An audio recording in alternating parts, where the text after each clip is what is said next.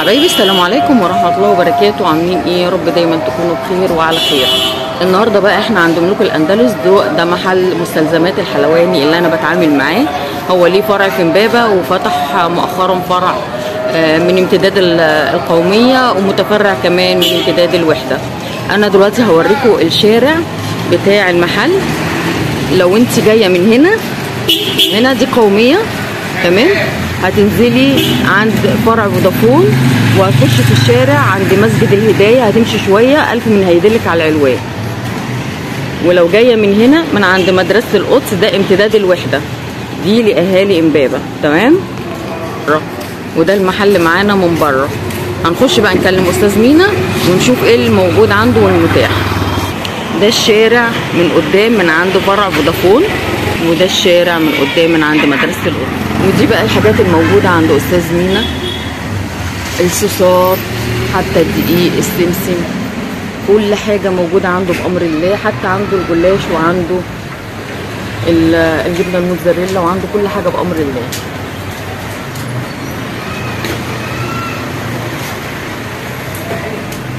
حتى عنده الطبات بتاعت الكريم شانتيه والبسكويت والحاجات دي.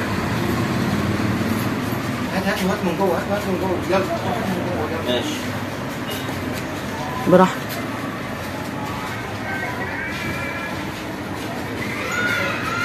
دي البسبوسه والسوداني والسمسم جميع انواع الدقيق عنده. وده دقيق اللي هو بتاع الكسيسه. هنا من جوه هات من جوه، ما تنزلش من صدرك.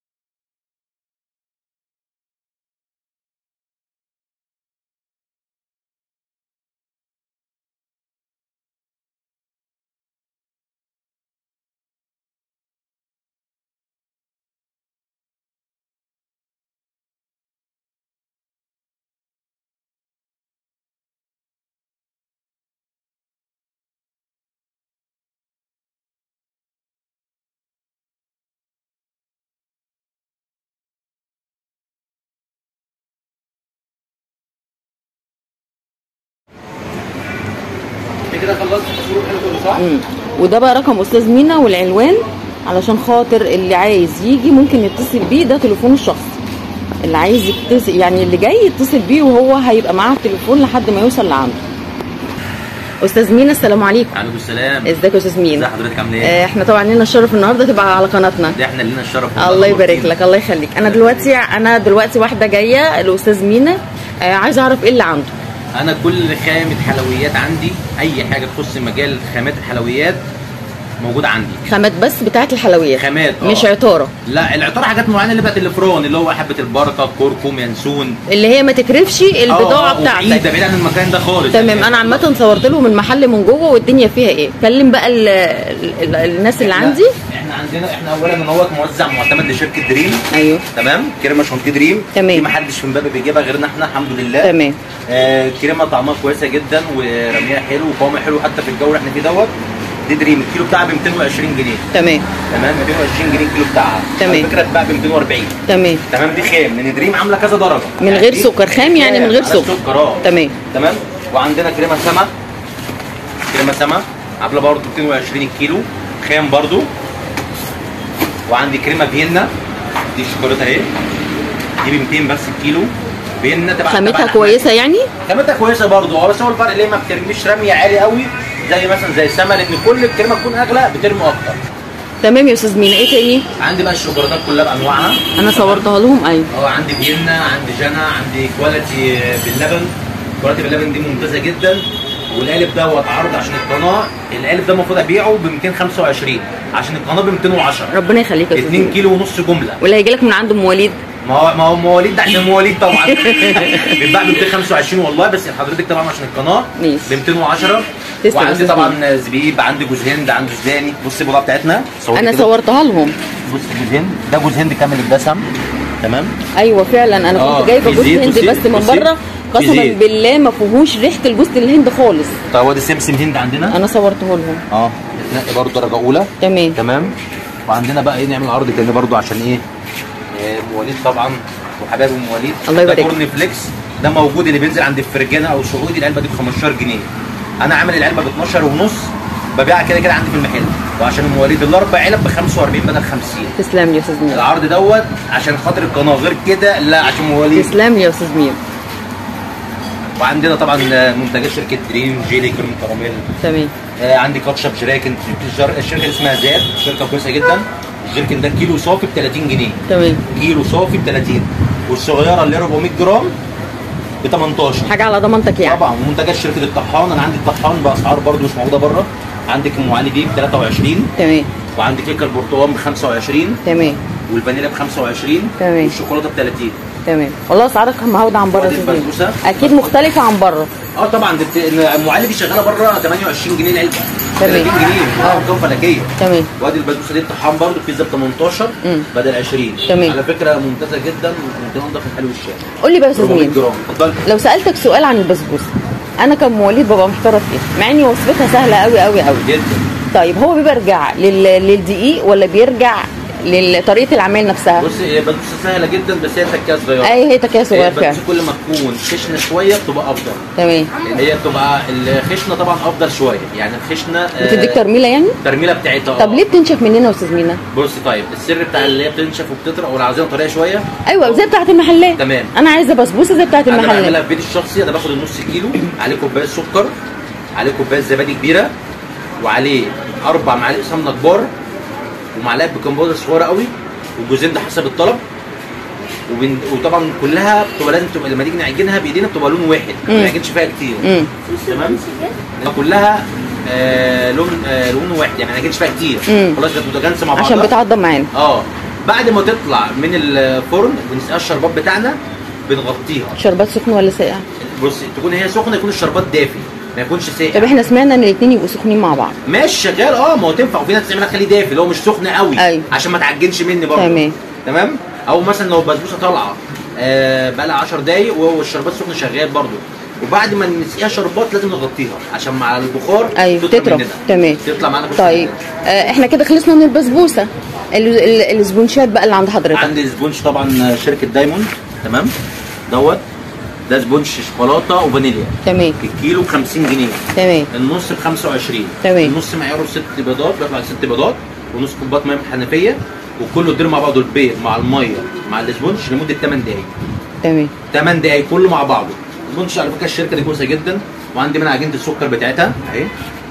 كل الالوان موجوده طبعا، عندي ابيض وازرق واسود واصفر، وعندي اخضر، وعندي لبني، وعندي روز. تمام. كل الوان درجات وعندي الوان جل. الوان جل فين؟ شركه دايموند. ايوه. عندي الوان جل اللون ب 12 جنيه بدل 5. طيب بقول لك يا استاذ مينا، انا واحده ربة بيت ما عنديش معلومات لاي حاجه في القسم الحلواني. تيجي واحنا انا لو لا يعني انا مثلا عايزه اعمل حاجه معينه، اجي اقول له استاذ مينا مثلا عايزه اعمل كذا، حضرتك تديني الوصفه؟ بيجي الزبون مش بيقول لي نفسي اعمل كيكه لعيالي، بقول له عيني تعالى خد نص كيلو سبونش، نص كيلو سبونش ب 25 جنيه.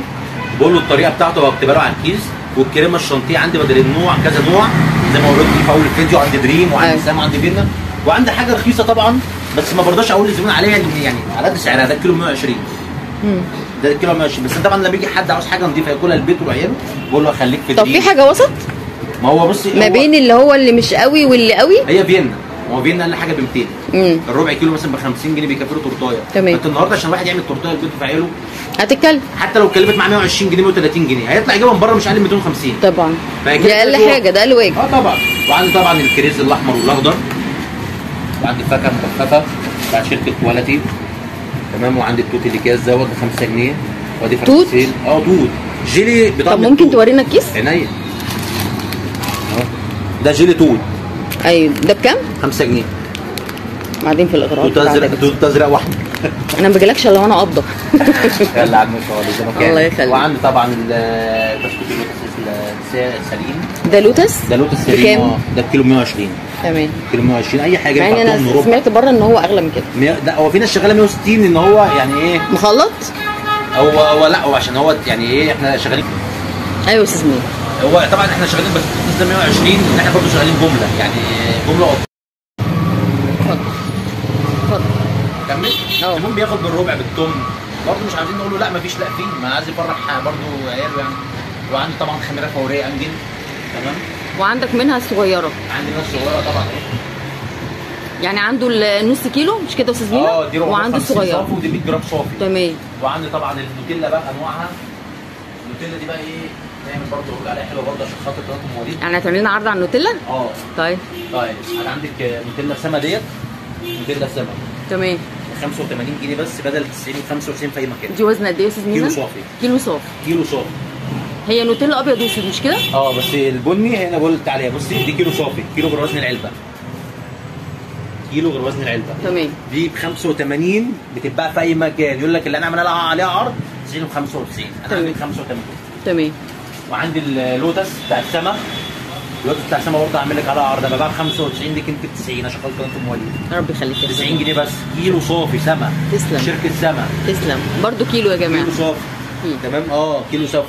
الراجل ده كلامه الصح وتاخدوه منه ثقه يعني. الله يخليك. وعندي اللوتس بتاع شركه ورقي برضه جميل جدا.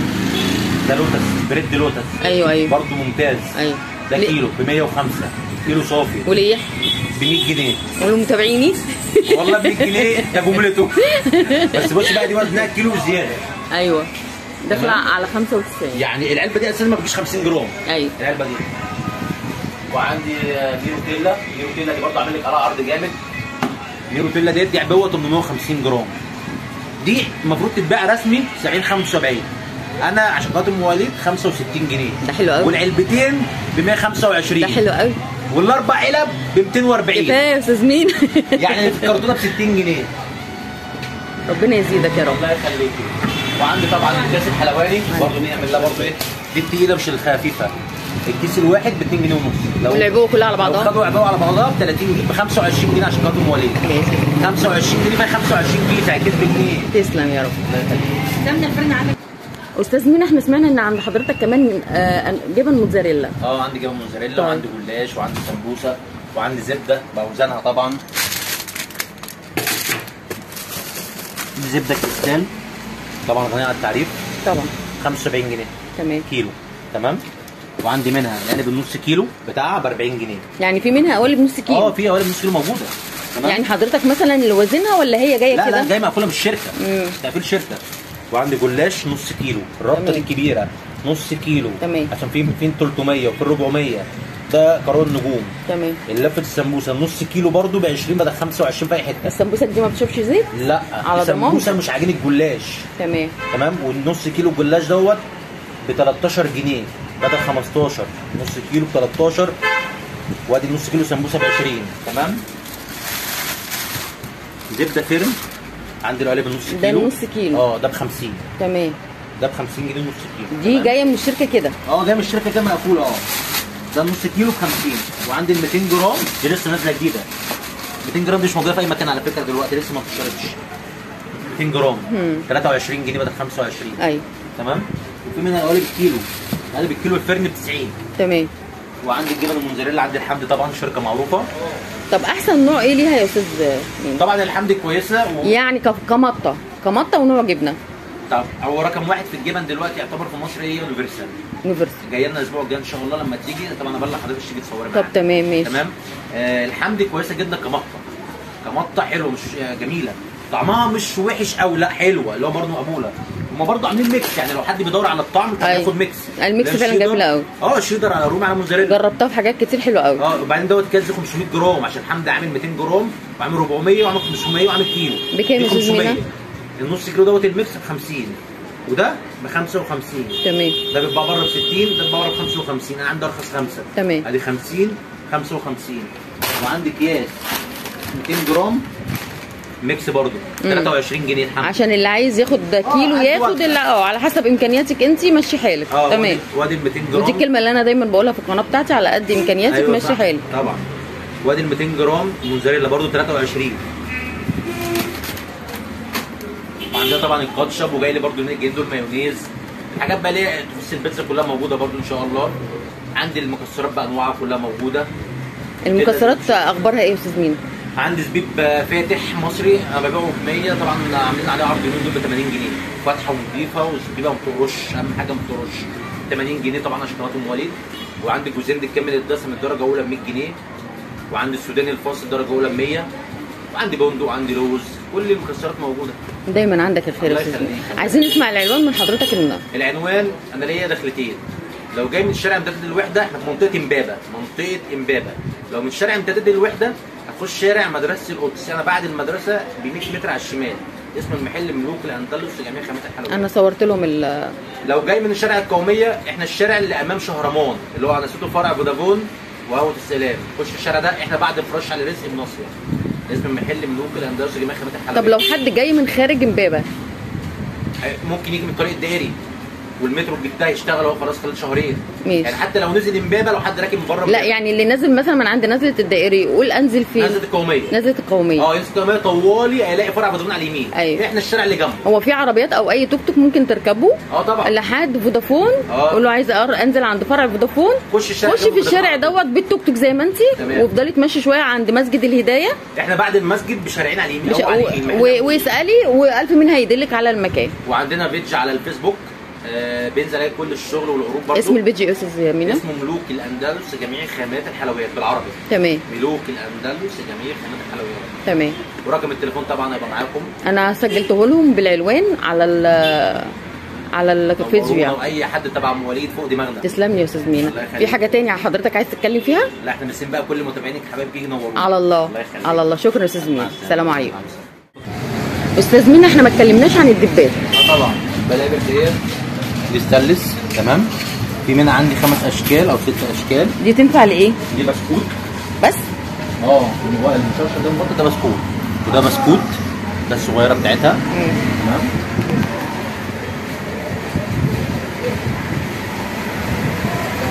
ودوت كليرو بلح الشام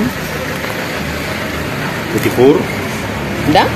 كليرو بلح الشام وتيفور. ودوت برضو بلح الشام وكلير. بينفع الكريمات طبعا. ودي بتاعت الكريمه وديكور. دي كل التشكيله اللي عندي. بكام يا استاذ مينا؟ دي الواحده ما بقى ب 20 وبس. اللي هيجي من تبع قناه ام وليد يقول لي انا جاي تبع قناه ام وليد ب 15. تمام. انا ببيعها ب 20 جنيه.